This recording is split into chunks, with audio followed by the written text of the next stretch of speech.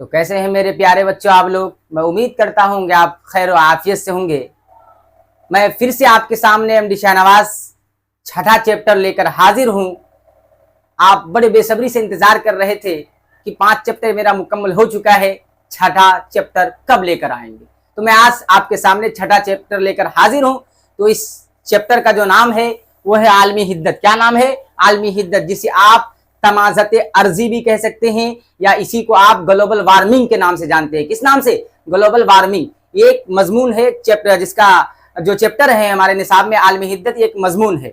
इस चैप्टर का कोई राइटर, कोई मुसन्निफ नहीं है, बल्कि एक चैप्टर दे दिया गया है। हमें जानना चाहिए दिन और दुनिया के बारे में, है ना, दुनिया के बारे में कि हमारा टेम्परेचर कैसा है, ग्लोबल वार्मिंग ये क्या है। तो जमीन के दर्जे हरारत में, जमीन के दर्जे हरारत में बतदरीज इजाफा, यानी आहिस्ता आहिस्ता जो इजाफा हो रहा है उसे हम ग्लोबल वार्मिंग कहते हैं। उसे हम क्या कहते हैं? ग्लोबल वार्मिंग कहते हैं। तो आज हम ग्लोबल वार्मिंग के सारे चीज को पढ़ेंगे। इसमें बहुत सारी बातें हैं। Q2 में कॉन्फ्रेंस कब हुआ, दीमापुर है ना शहर में कब हुआ, नागालैंड में। और इसमें जो है अमेरिका के साबिक नायब सदर कौन थे, और हमारे हिंदुस्तान के साबिक नायब सदर के बारे में बहुत सारी बातें आई है कि हमें क्या करना चाहिए टेम्परेचर को बचाने के लिए, पेड़ पौधों को कटने से रोकना चाहिए, है ना। बहुत सारी चीजें हैं, एक एक करके हम लोग जो बड़े विस्तारित से आज देखेंगे। तो चलिए एक करके हम लोग देखते हैं और इस चैप्टर को समझते हैं बड़ी आसानी के साथ। और साथ ही साथ मेरे प्यारे बच्चों, आपको ये ध्यान में रखना चाहिए कि कुछ पाने के लिए हमें कुछ खोना पड़ेगा, मेहनत करनी पड़ेगी, मुशक्कत करनी पड़ेगी, उसके बाद जाकर जो है हमें उसका परिणाम और उसका फल मिलेगा। तो चलिए देखते हैं इस चैप्टर का सारी चीज को, एक एक करके देखेंगे। आज इस चैप्टर का खुलासा भी देख लेंगे, सब्जेक्टिव भी देख लेंगे, फिर इंशाअल्लाह अगले दिन आपके सामने इस चैप्टर का ऑब्जेक्टिव लेकर मैं आऊंगा। तो चलिए एक एक करके देखते हैं कि क्या है आलमी हिद्दत। या आलमी हिद्दत जो है मेरे प्यारे बच्चों, ये क्या एक मजमून है। क्या है? एक मजमून है। आलमी हिद्दत क्या है? एक मजमून है। इस चैप्टर का कोई राइटर, कोई मुसन्निफ नहीं, बल्कि इस चैप्टर को दे दिया गया है एक मजमून के तौर पर। और एक कैसा मजमून है? एक तवील मजमून है, और साथ ही साथ ये साइंसी मजमून है। कैसी मजमून है? साइंसी मजमून है। तो चलिए यहाँ देखते हैं, यहाँ लिखा है चैप्टर 6 ग्लोबल वार्मिंग। क्या लिखा है? ग्लोबल वार्मिंग, आलमी हिद्दत, जिसे आप तमाज़त अर्जी भी कह सकते हैं, यानी जमीन का टेम्परेचर, जमीन का दर्जे हरारत। देखिए यहाँ देखिए बड़े अच्छे से लिखा है कि ग्लोबल वार्मिंग क्या है। क्वेश्चन क्या कह रहा है हमसे कि ग्लोबल वार्मिंग क्या है? ये हम इंसानों की खुद कुछ सरगर्मियां हैं, ये हम इंसानों की कुछ खुद सरगर्मियां हैं जिन्हें हम ग्लोबल वार्मिंग के नाम से जानते हैं, जिन्हें हम ग्लोबल वार्मिंग के नाम से जानते हैं। अब ग्लोबल वार्मिंग कहते किसे हैं, इसमें कौन सारी चीजें आती है, वो चीज हम लोग आज देखेंगे। कहता है कि कार्बन डाइऑक्साइड, क्या यहाँ पे लिखा है देखिएगा, कार्बन डाइऑक्साइड है ना, जिसे आप साइंस वगैरह पढ़ते हैं ना, फिजिक्स केमिस्ट्री में, वहां तो ये सारी चीजें आपको देखने को मिलता है। CO2। इसी तरह मेथेन, क्या है? मेथेन, जिसे आप है ना सूत्र के हिसाब से जाने, इसका फॉर्मूला CH4, इसका सूत्र मेथेन का CH4, ये साइंस में आप लोग पढ़े होंगे। और साथ साथ नाइट्रस ऑक्साइड, क्या है? नाइट्रस ऑक्साइड, जिसे NO2 के नाम से जानते हैं, है ना, NO2 के नाम से जानते हैं। किसके नाम से जानते हैं? NO2 के। और ओजोन जिसे O3 के नाम से जानते हैं। ये सारी चीजें जो है ग्रीन हाउस के अंदर आता है। किसके आता है? ग्रीन हाउस अंदर। और ये ग्रीन हाउस जो है यही ग्लोबल वार्मिंग का सबसे बड़ा असबाब है कि आज जो टेम्परेचर है हमारे, है ना, आस पड़ोस में या जिस जगह हम रहते हैं या आप रहते हैं, दुनिया का जो टेम्परेचर है, सिर्फ अपने देश की बात नहीं, हर जगह ये ग्लोबल वार्मिंग से बचने के लिए हर किसी को पेड़ पौधों को लगाना पड़ेगा। वो गाड़ियां जो है ना मोनोऑक्साइड, यानी जो धुआं फेंकता है ज्यादा, उसको चलाने से रुकना पड़ेगा। और साथ साथ कोयलों को, लकड़ियों को कम जलाए, इससे जो है ज्यादा क्या नुकसान होता है। और साथ साथ मेथेन गैस कहाँ से बनता है? गाय भैंस के गोबरों से मेथेन गैस है ना उत्पादन होता है। उस चीज को थोड़ा सा उससे सावधानी बरते रहे। उसका जो गाय भैंस का जो गोबर है उससे जो बना करके इस टाइप का, जिसे टपड़ी वगैरह आज शायद कुछ बोलते हैं, आप लोग उसे चूल्हे में जलाते हैं। इस चीजों से क्या चाहिए? हमें बचना चाहिए। और आज कल जो है इलेक्ट्रिक है ना, बिजली वाला जो है चार्ज वाला गाड़ी निकल गया है, इसी वजह से, ताकि ग्लोबल वार्मिंग जो है, जो टेम्परेचर बढ़ रहा है, जमीन के दर्जे हरारत में बतदरीज जो इजाफा हो रहा है, उसको कम किया जाए। इसको कम करने के लिए इस चैप्टर में आपका जो है APJ अब्दुल कलाम साहब ने बड़े अच्छे अंदाज में एक जादू मंत्र भी बच्चों को बताया था कि 10 साल से 17 साल के उम्र वाले कितने बच्चे? 20 लाख बच्चे अगर 5-5 पेड़ लगा दें तो ग्लोबल वार्मिंग का मसला हल हो सकता है और इससे बचा जा सकता है। तो सारी चीजें आज हम लोग देखेंगे। देखिए आगे कह रहा है कि कुल कारखानों मोटर गाड़ियों के इजाफा और जंगलों के बेतहाशा कटने से, है ना, पैदा हो रहा है क्या, ये गैसें पैदा हो रहा है जिसे हम ग्लोबल वार्मिंग के नाम से जानते हैं, ग्रीन हाउस गैस पैदा हो रहा है। आगे देखिए कार्बन डाइऑक्साइड में जो इजाफा हुआ है 31%। कितना का हुआ मेरे प्यारे बच्चों? कार्बन डाइ, क्वेश्चन आ सकता है ऑब्जेक्टिव में, कार्बन डाइ, है ना, ऑक्साइड गैस में कितना इजाफा हुआ? 31%। और मेथेन गैस में कितना इजाफा हुआ है? 149%। कितना? 149%। ये सारी चीजें इसमें इजाफा हुआ है। उसके बाद कहता है कि साइंसदां के ख्यालों के मुताबिक पिछले 100 वर्षों में जमीन का दर्जे हरारत जो है, जो टेम्परेचर है उसका, है ना, वो कह रहा है कि 0.75 सेल्सियस डिग्री, 0.75 सेल्सियस डिग्री बढ़ गया है। कितने सालों में? 100 वर्षों में। पिछले 100 वर्षों में जमीन का टेम्परेचर जो बढ़ा है, दर्जे हरारत, वो कितना बढ़ा है? तो 0.75 सेल्सियस डिग्री इतना बढ़ चुका है। तो ये बड़ी अच्छी चीज है आपके सामने, इसको थोड़ा ज़हन नशी आप लोग कर लीजिएगा। एक मिनट तो मैं पढ़ देता हूं। ग्लोबल वार्मिंग क्या है? ये हम इंसानों की खुद कुछ सरगर्मियां हैं जिन्हें हम ग्रीन हाउस गैसों के नाम से जानते हैं। यहां पे दिया है number 1 carbon dioxide, number 2 methane, number 3 nitrous oxide, number 4 ozone वगैरह। ये सारी गैस ग्रीन हाउस गैसों में आते हैं। यहां कह रहा है कि आगे इसके ये कैसे जो है इसके नुकसानात आ रहे हैं हमारे सामने, उसकी वजह क्या है? कहता है कि कुल कारखानों, मोटर गाड़ियों के इजाफा और जंगलों के बेतहाशा कटने से पैदा हो रहा है। कार्बन डाइऑक्साइड गैस में 31%, मैथेन गैस में 149% का इजाफा हुआ है ना, 31 और 1.49% का इजाफा हुआ है। साथ ही साथ कह रहा है कि साइंसदां के ख्यालों के मुताबिक पिछले 100 वर्षों में जमीन का दर्जे हरारत 0.75 सेल्सियस डिग्री बढ़ गया है। चलिए आगे देखते हैं। यहां पे लिखा है 2007 ईस्वी Q2 में, कहा Q2 में ग्लोबल वार्मिंग कॉन्फ्रेंस हुआ। Q2 में ग्लोबल वार्मिंग कॉन्फ्रेंस हुआ जिसमें अमेरिका के साबिक मतलब पहले जो नायब सदर थे वहां के, अमेरिका के साबिक नायब सदर अल गोरे, क्या नाम उनका याद रखिएगा। क्वेश्चन आता है कि अमेरिका का नायब सदर का नाम क्या है, तो आपको बता देना अल गोरे, है ना। तो अमेरिका के साबिक नायब सदर अल गोरे ने पूरे मुल्क में घूम घूम कर तकरीर किए। किस मौजू पर? ग्लोबल वार्मिंग के मौजू पर, किससे कैसे बचा जाए, इसको कैसे रोका जाए। तकरीर किए ग्लोबल वार्मिंग से बचने के लिए। किससे बचने के लिए? ग्लोबल वार्मिंग से बचने के लिए। और साथ ही साथ 27 दिसंबर से 31 दिसंबर 2008 ईस्वी,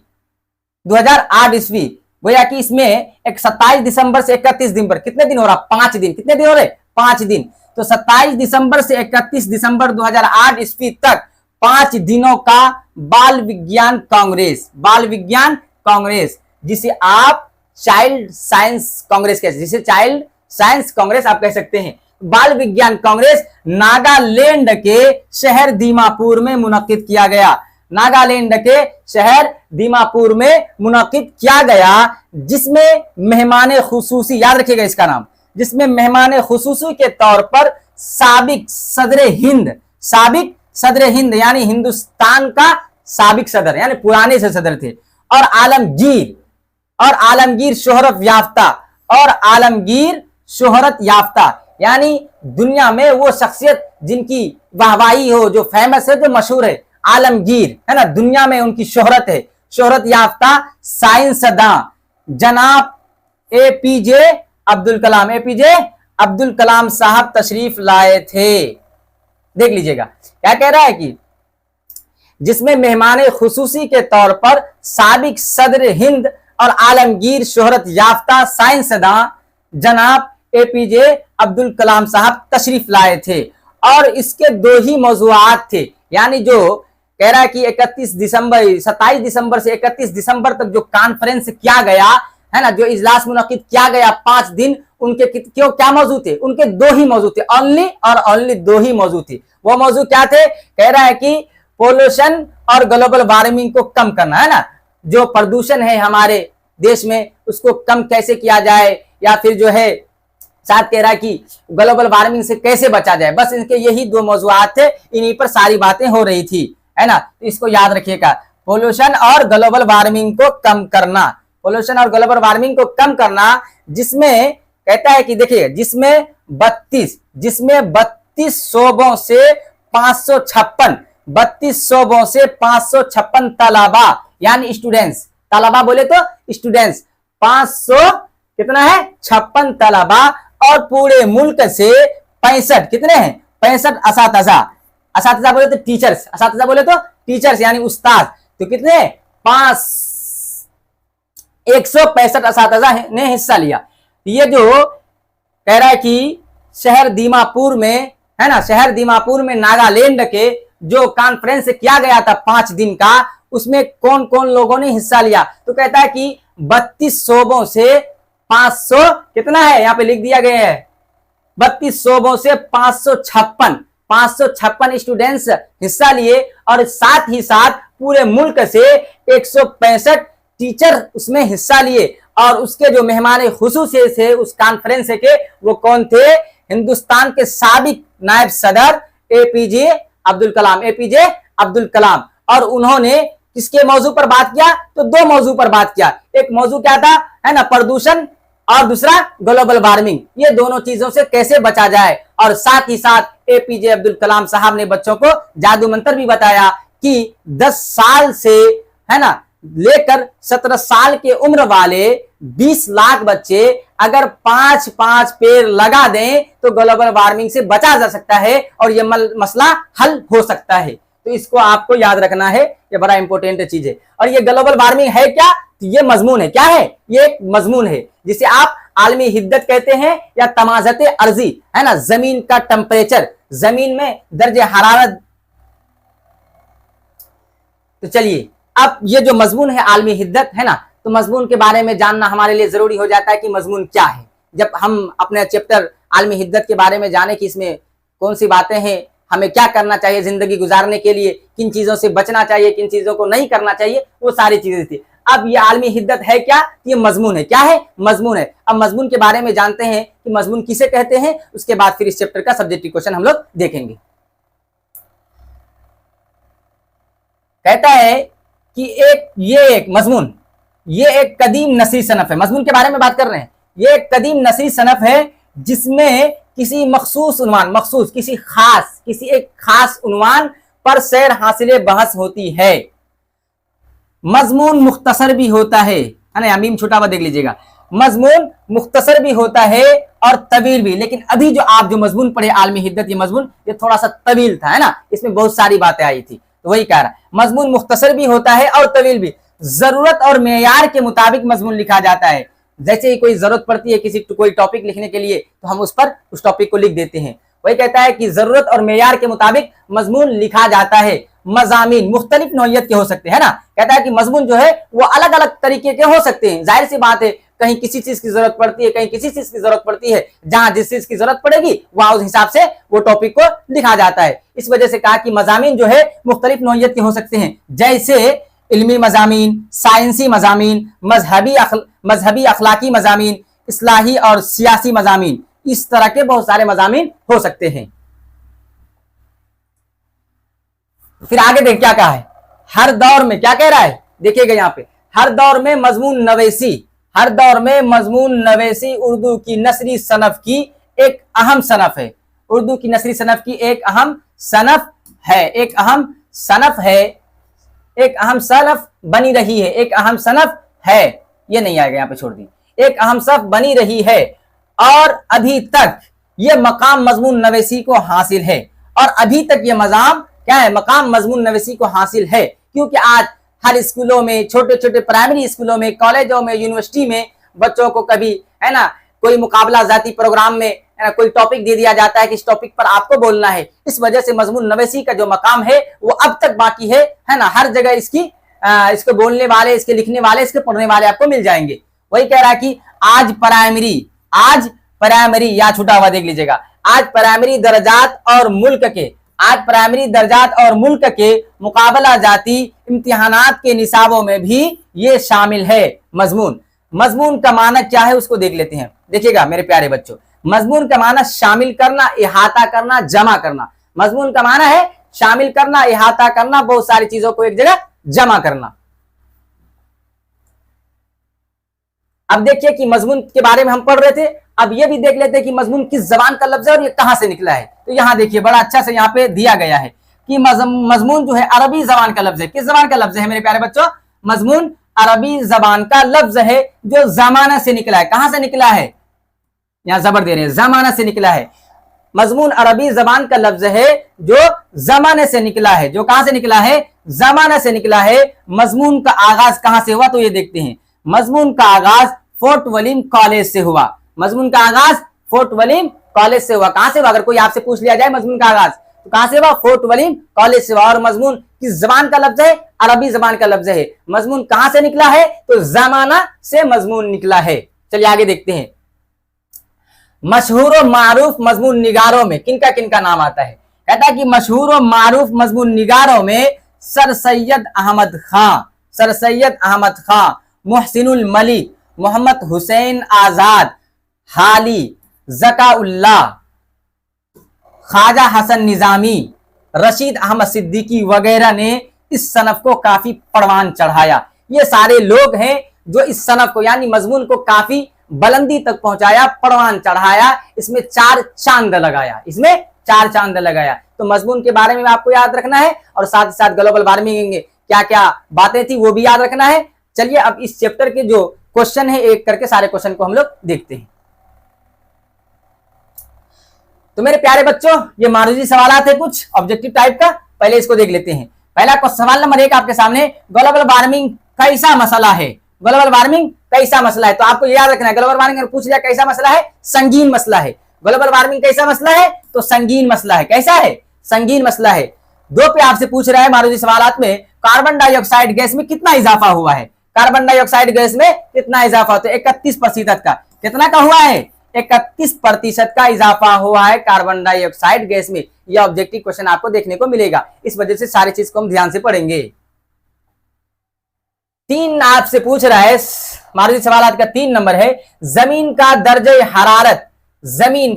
हरारत पिछले 100 वर्षों में कितना बढ़ गया है? पिछले 100 सालों में, 100 वर्षों में जमीन का जो दर्जे हरारत है, जो टेम्परेचर है, वो कितना बढ़ गया है? कहता है 0.75 सेल्सियस डिग्री बढ़ चुका है। इस वजह से है ना इसको कम करना पड़ेगा। किसको? जमीन के दर्जे हरारत में जो बतदरीजी इजाफा हो रहा है एक के बाद दीर्घे है ना, तो इसको कम करना पड़ेगा। इसको कम करने के लिए हमें बहुत सारे इक़दामात उठाने पड़ेंगे। शजरकारी है ना का जो है एक रस्म चलाना पड़ेगा कि एक पैगाम, एक मुहिम चलानी पड़ेगी कि दरख्त लगाया जाए, पेड़ पौधों को कटने से बचाया जाए। सवाल नंबर 4 आपके सामने, बाल विज्ञान कांग्रेस 2008 ईस्वी में भारत के किस शहर में मुनक़िद हुआ? बाल विज्ञान कांग्रेस 2008 ईस्वी में भारत के किस शहर में मुनक़िद हुआ? तो कहां मुनक़िद हुआ था मेरे प्यारे बच्चों? दीमापुर। कहां पे हुआ था? दीमापुर में। इस वजह से इस चैप्टर का जो है सारांश जो था वो मैं पहले बता चुका हूं, ताकि जो है आपको सारा क्वेश्चन आसान लगे। क्वेश्चन नंबर 5 है आपके सामने मेरे प्यारे बच्चों, Q2 में ग्लोबल वार्मिंग कॉन्फ्रेंस कब हुई थी? ये जगह का नाम है। Q2 में ग्लोबल वार्मिंग कॉन्फ्रेंस कब हुई? तो कब हुई थी? 2007 में। कब हुई थी मेरे प्यारे बच्चों? 2007 में।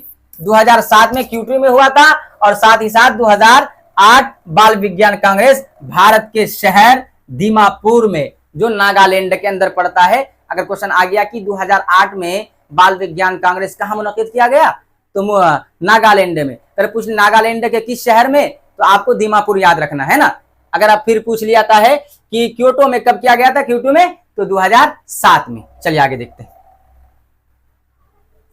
तो मेरे प्यारे बच्चे ये मुख्तसर सवालात हैं, एक एक करके देखते हैं। पहला सवाल नंबर 1 आपके सामने, जमीन सभी जानदारों के लिए मुनासिब है या गैर मुनासिब? जमीन सभी जानदारों के लिए मुनासिब है या गैर मुनासिब? जवाब दिया है मेरे प्यारे बच्चों आपका, जमीन सभी जानदारों के लिए क्या है? मुनासिब। जमीन सभी जानदारों के लिए मुनासिब है।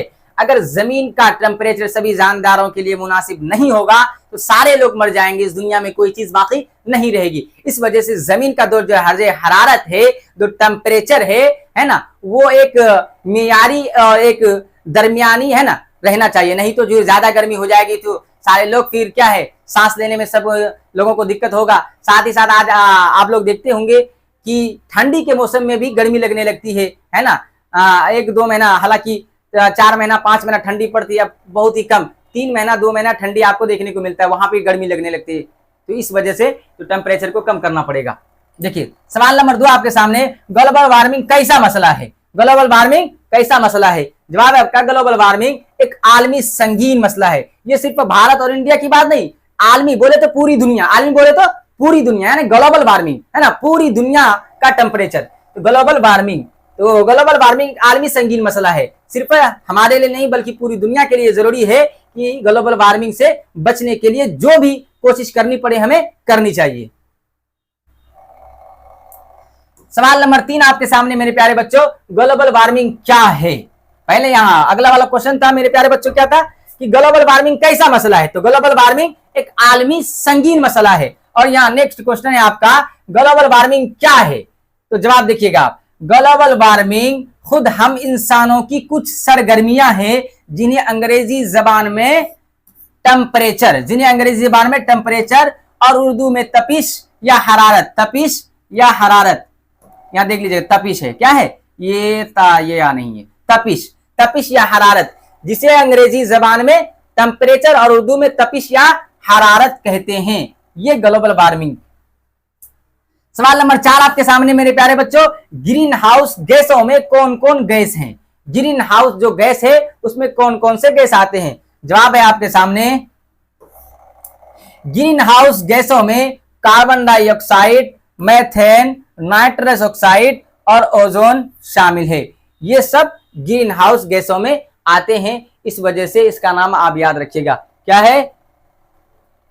Carbon dioxide, methane, nitrous oxide और ओजोन। और क्या है? ओजोन। ये 3-4 का नाम है, इसे आप याद रखना है। यही तो असल तो मेन जड़ तो यही ग्रीन हाउस गैस है ना, इसमें इजाफा हो रहा है तो हमारा टेम्परेचर में इजाफा हो रहा है। अगर ये कम हो जाए तो हमारे टेम्परेचर में क्या कमी देखने को मिलेगा।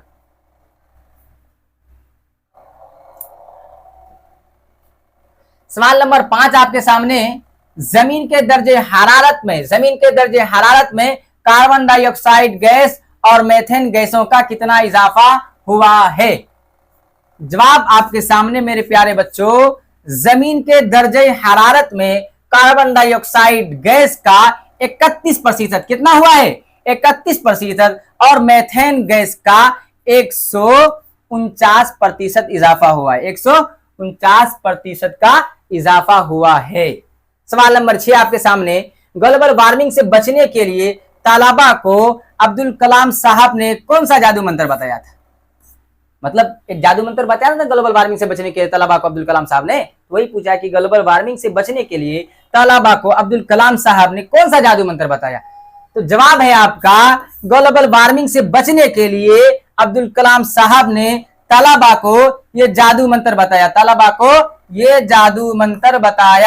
ग्लोबल वार्मिंग से बचने के लिए अब्दुल कलाम साहब ने तालाबा को ये जादू मंत्र बताया कि 10 साल से 17 साल के उम्र वाले, 10 साल से, यहां देख लीजिएगा, 10 साल से 17 साल के उम्र वाले कितने बच्चे? 20 लाख। कितने बच्चे? 20 लाख बच्चे 5 और 5, कितने, ज्यादा नहीं, 5-5 पेड़ लगा दें। ये बड़ा छोटा हुआ है, 5-5 पेड़ लगा दें तो ये मसला हल हो सकता है। 10 साल से 17 साल की उम्र वाले 20 लाख बच्चे अगर 5-5 पेड़ लगा दे तो ग्लोबल वार्मिंग का मसला हल हो सकता है और हम इससे बच सकते हैं। क्योंकि ग्लोबल वार्मिंग बढ़ेगा तो बहुत सारी बीमारियों का हमें सामना करना पड़ेगा, है ना। साथ ही साथ क्या कि कहत साली का सामना करना पड़ेगा, सैलाब और तूफान का सामना करना पड़ेगा। जब पेड़ पौधे नहीं रहेंगे तो बाढ़ ज्यादा आएगा, सैलाब ज्यादा आएगा और जो है गर्मी और धूप ज्यादा लगेगी और साथ ही साथ हमारे खेत सूखे पड़े रहेंगे टेम्परेचर की वजह से, है ना। उसमें ग्रोथ नहीं होगा, उसमें तरक्की नहीं होगी। इस वजह से, है ना, इसे हमें रोकना चाहिए। ये तवील सवाल आते हैं, तभी इन सवालात का देखते हैं। सवाल क्या है, हमसे पूछ रहा है कि ग्लोबल वार्मिंग से आप क्या समझते हैं। क्वेश्चन क्या पूछा है, ग्लोबल वार्मिंग से आप क्या समझते हैं। आंसर देखिए, ग्लोबल वार्मिंग अंग्रेजी का लफ्ज है, ग्लोबल वार्मिंग अंग्रेजी का लफ्ज है जिसका माना होता है टेम्परेचर, जिसका माना होता है टेम्परेचर, जमीन की तमाजत या तपिश, जमीन की तमाजत या तपिश के जमीन के ऊपर गर्मी किस तरह का है, यह हमारे लिए मुनासिब है या नहीं, यह हमारे लिए मुनासिब है या नहीं। क्या पूछा हमसे, ग्लोबल वार्मिंग से आप क्या समझते हैं। तो ग्लोबल वार्मिंग अंग्रेजी का लफ्ज है जिसका माना होता है टेम्परेचर, जमीन की तमाजत या तपिश, जमीन की तमाजत या तपिश, जमीन के ऊपर गर्मी किस तरह का है, यह हमारे लिए मुनासिब है या नहीं है। या अगर आप दूसरे अल्फाज में कह सकते हैं तो यूं कह लीजिए कि जमीन के दर्जे हरारत में बतदरीज इजाफा को ग्लोबल वार्मिंग कहते हैं, जमीन के दर्जे हरारत में बतदरीज इजाफा को ग्लोबल वार्मिंग कहते हैं। इस चैप्टर का मेरे प्यारे बच्चों ये सारे चीज जो मैं आपके सामने लेकर आया, मैं उम्मीद करता हूं कि आपको सारी बातें समझ में आई गई होगी और साथ ही साथ आप जो है इस चैप्टर को नोट में अपनी कॉपी में लिख करके इसको जहन नशी कर लीजिएगा। उसके अगले दिन मैं इस चैप्टर का जो है सारा ऑब्जेक्टिव क्वेश्चन आपके सामने लेकर आऊंगा। और मेरे प्यारे बच्चों दूसरा सवाल देखते हैं कि ग्लोबल वार्मिंग के असबाब क्या क्या है ना। दूसरा सवाल आपके सामने कि ग्लोबल वार्मिंग के क्या क्या असबाब हैं, तो देखते हैं। ग्लोबल वार्मिंग हम इंसानों के बेएहतियाती कुल कारखाने, मोटर गाड़ियां, धान के खेतों से और गाय भैंस के गोबर से मैथेन गैस का निकलना और जंगलों के बेतहाशे कटने से ज्यादा गैसें पैदा हो रही हैं। ग्लोबल वार्मिंग के क्या क्या असबाब हैं, तो ग्लोबल वार्मिंग का असबाब ये सारी चीजें हैं, इसी के वजह से ग्लोबल वार्मिंग हो रहा है ना। दुनिया में जो टेम्परेचर बढ़ रहा है ये इसी की वजह से हो रहा है। ग्लोबल वार्मिंग हम इंसानों के बेहतियाती है ना, अगर हम एहतियात कर लें, सारी चीजों से सावधानी बरते तो इस तरह का जो है कहसाली का या सैलाब का या टेम्परेचर ज्यादा गर्मी का सामना हमें नहीं करना पड़ेगा। कुल कारखाने, मोटर गाड़ियां, धान के खेतों से और गाय भैंस के गोबर से मैथेन गैस का निकलना और जंगलों के बेतहाशे कटने से ज्यादा गैसें पैदा हो रही हैं। और ये सारी चीजें है ना, ग्रीन हाउस गैसों में आप पढ़े थे कि ग्रीन हाउस गैसों में कौन सारे गैस आते हैं। सवाल नंबर 3 आपके सामने मेरे प्यारे बच्चों, ग्लोबल वार्मिंग से बचने के लिए क्या क्या इकदाम उठाए जा सकते हैं, यानी कौन सा काम हम कर सकते हैं कि हम ग्लोबल वार्मिंग से बच सकते हैं। जवाब है आपके सामने, ग्लोबल वार्मिंग से बचने के लिए हमें मुसलसल कोशिश की जरूरत है। ग्लोबल वार्मिंग से बचने के लिए हमें मुसलसल कोशिश की जरूरत है और साथ ही साथ दुनिया के बड़े बड़े मुल्क चीन, अमेरिका, ईरान और इंग्लैंड वगैरह के आलमी सतह पर, यानी दुनियावी है ना, आलमी सतह पर ये कोशिश की जा रही है कि पेड़ों को कटने से बचाया जाए और ज्यादा से ज्यादा पेड़ पौधों को लगाया जाए। शजरकारी का मुहिम चलाया जाए, यानी दरख्त को लगाया जाए और कटने से बचाया जाए। तो ये इकदाम हम उठा सकते हैं। और साथ ही साथ मेरे प्यारे बच्चों ये चैप्टर आपके समाप्त हुआ और आपको टेस्ला बिहार बोर्ड को लाइक और शेयर करना ना भूलें, है ना। और अगर आपको किसी चीज की जरूरत है तो आप है ना टेलीग्राम जो चैनल है इसका, तो आप इस पे मैसेज कर सकते हैं, वो सारी चीजें आपको दी जाएंगी। और इसका जो इंस्टाग्राम आईडी है आप यहाँ पे भी संपर्क कर सकते हैं। तो चलिए अगले दिन मैं आपके सामने इस चैप्टर का ऑब्जेक्टिव क्वेश्चन लेकर आता हूँ।